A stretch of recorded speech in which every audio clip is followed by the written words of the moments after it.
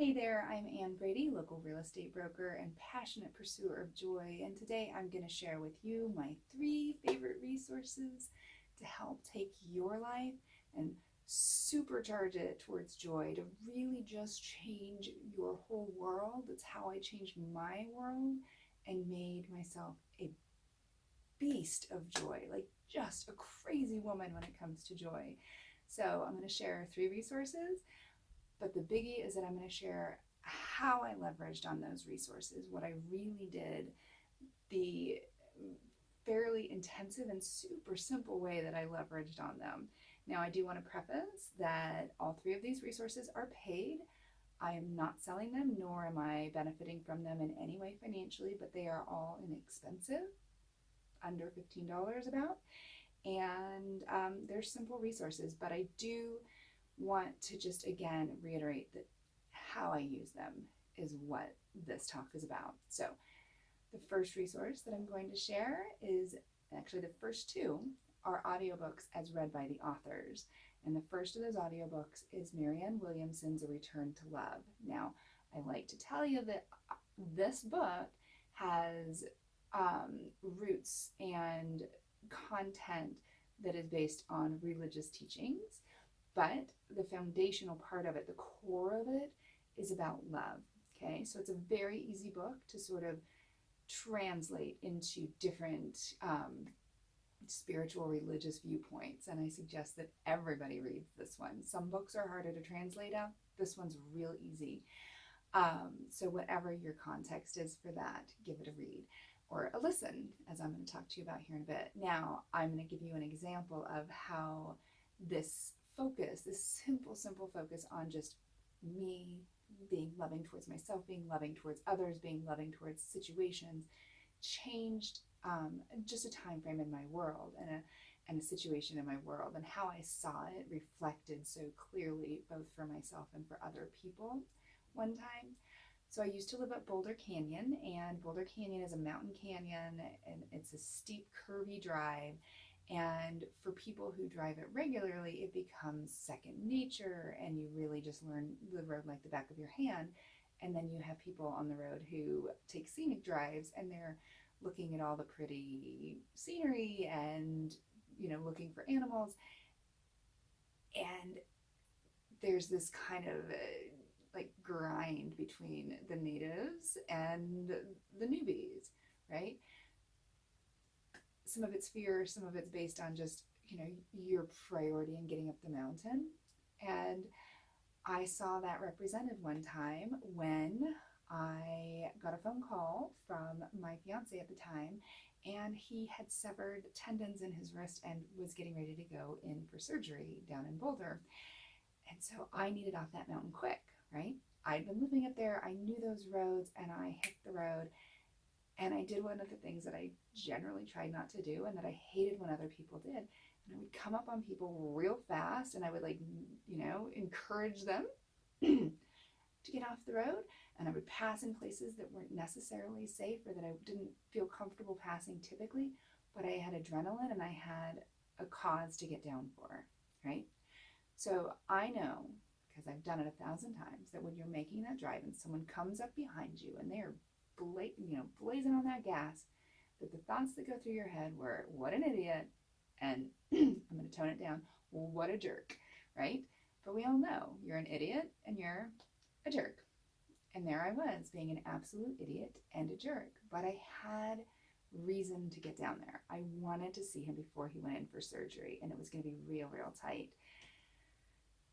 So I behaved badly, right? But the thing of it is, in that moment, I knew that if every person in front of me knew my situation, they would all pull over and let me go past. Wouldn't you? So then after this, I didn't get there actually, just so you know. He went in for surgery. I didn't make it in time, and he came out fine. So, um, so after that though, when people would come blazing up behind me, rather than thinking, you idiot, you jerk, I thought, I'm going to give them some grace. I'm going to give them some love. I'm going to let them pass me by. And I would do my best to give them room to make their own safe passage. and move on with their day. Now, they might still have been an idiot and they might have just been a jerk, but that's not important, because what's important to me is only how I'm experiencing the world, right? How I'm experiencing the world is the only thing important about my experience. Now, there's a lot of other important things in the world that we deal with outside, right? How we're generous, how we're kind, how we are helpful. But how I experience my world, I'm the only one living that, baby, right? Like, that's my life. It's only me. So my experience in that is the only important thing. Yeah. All right, book number 2 is a return. Sorry, we just talked about that.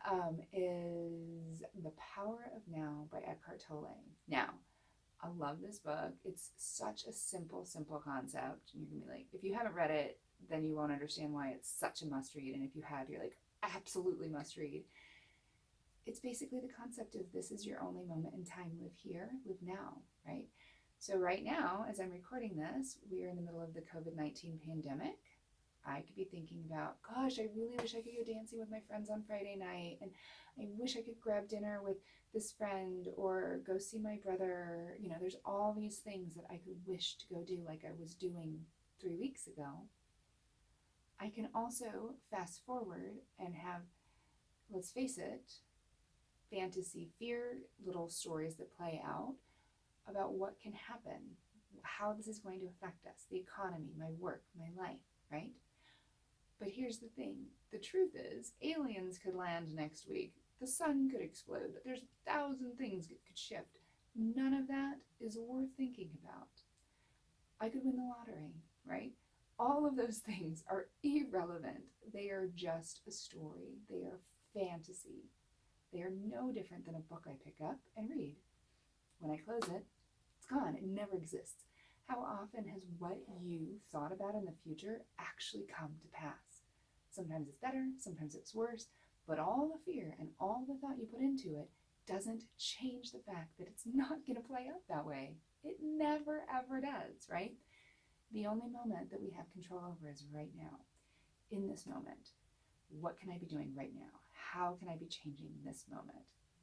And so when you take your whole life back to this moment and you focus on joy, you find that there are always a lot of things to be joyful for, right? So I'm going to give you a little example here. Right now, looking at my camera, I can see past to some little shadow boxes I made about my mom and my dad and my family's life, right? Locks of my hair, a ribbon from my wedding dress, my daughter's first bow from her, an outfit that she had, things like that. And they're right there and I can see them. Now I can lament the sadness. My mom and my dad are both gone, sadly. Or I can look at them and have a moment and be like, oh, those were good moments, right? The joy. So in this moment, that's literally the most available thing I have to me. It's right in front of me. Now, I can be thinking about the smell of my candle. I can be thinking about the light of the salt lamp behind me. I can be thinking about the perfect temperature in my room. I can be thinking about all sorts of different things. But right now, what can I find that brings me joy? Okay.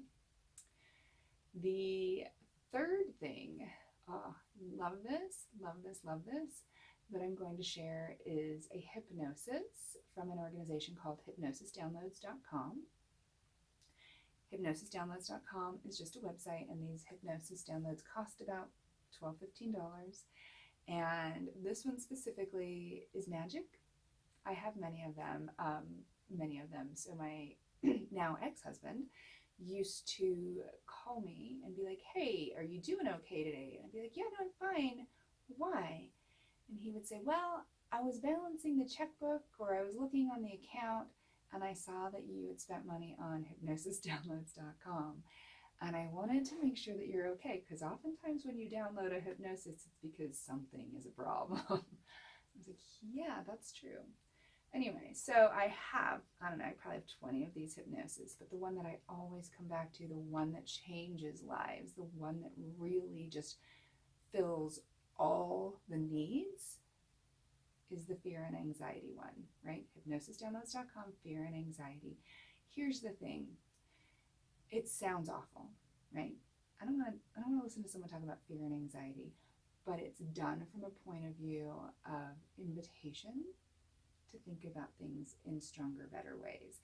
And that's one of the ways that hypnosis works, is that it invites you to go deeper into good things. Okay? So that is my favorite. Now I'm going to talk about how I leveraged on these things. First, I'm going to go backwards. Hypnosisdownloads.com.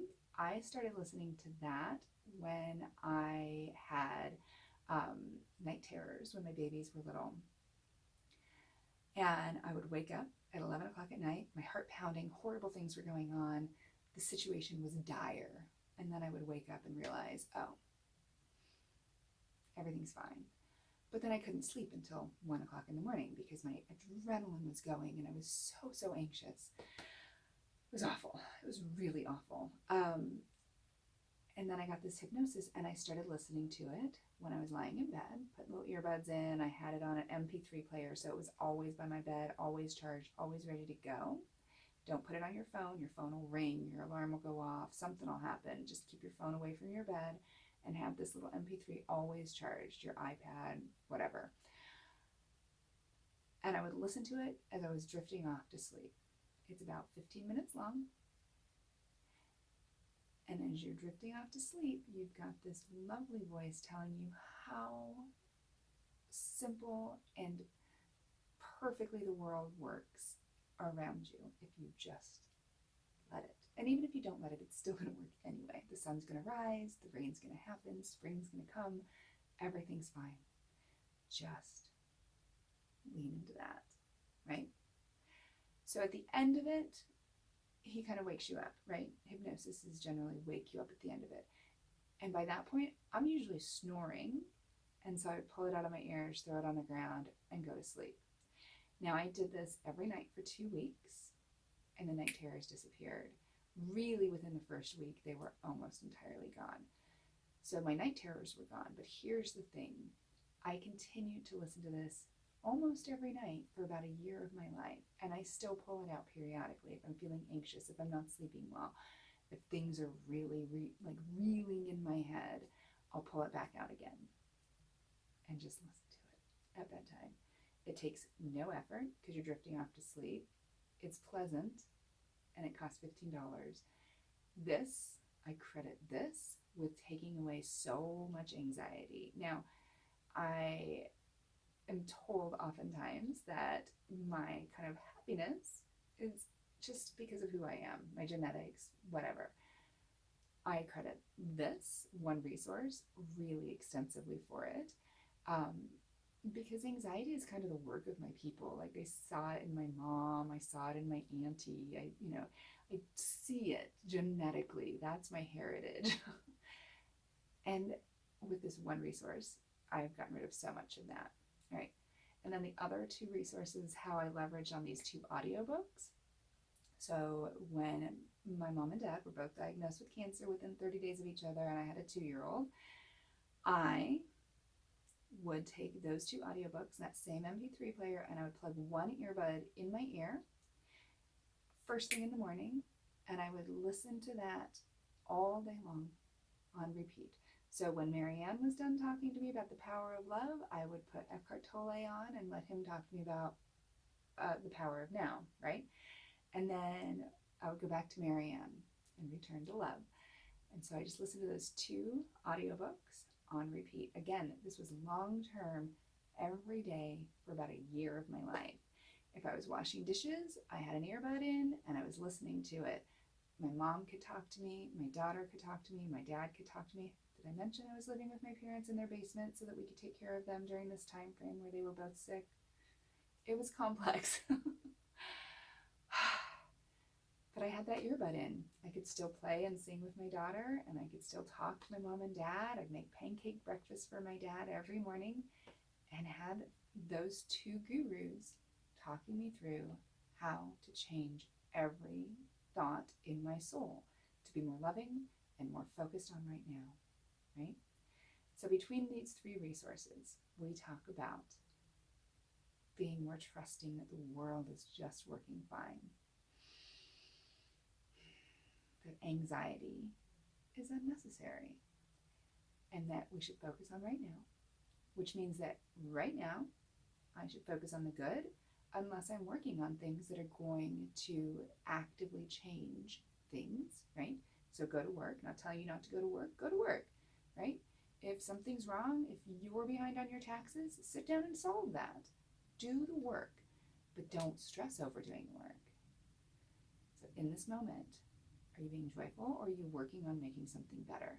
Those are your two options. And then being more loving with every thought you have and every moment that you're here. All right, those are my 3 favorite resources for how to make your life so much more joyful, honestly, so much more loving, so much more present, so much less anxious. My goodness, less anxious. I hope you will play with them. Let me know how it goes. I think they're amazing, and I watch people change their lives if they just play with these 3 very inexpensive, very simple resources. Change your life. Come be joyful. It's so much fun. Have a joyful day.